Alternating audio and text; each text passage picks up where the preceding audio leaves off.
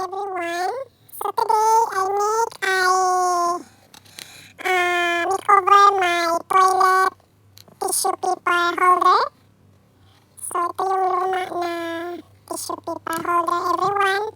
So gagawa ako ng siguro mga pwedeng tatlong tissue na pwede kong mailagay.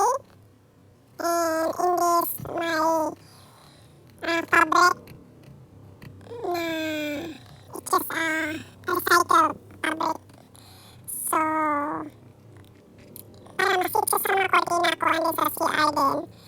So gagawa tayo. So this is on the making. So mamaya ipakita ko sa inyo yung finished product natin, finished na makeover na tissue holder.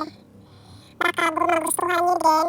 And yeah, ang gagawa din ako ng carpet for CR and also sa kusina na maging terno sa ating household.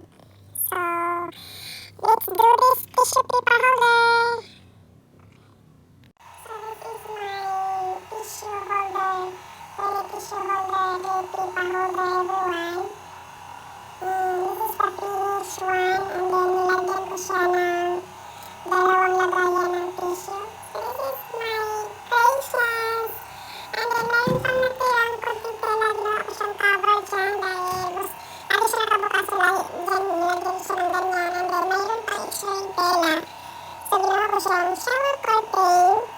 So this is my shower curtain, my cover, and my tissue paper holder by Miss Red.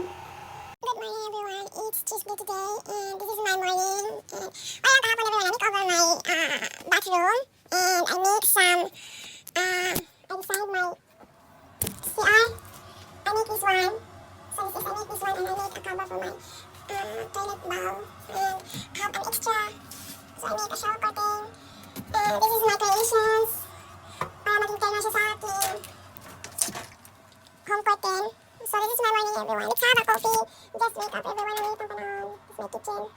And yeah, it's a good morning. Good morning everyone. I love my toilet tissue paper holder. Actually, dalawa ang may lagay nito. Ang malagyan ko pang isa. So this is my morning. Good morning everyone. Mayan po ako.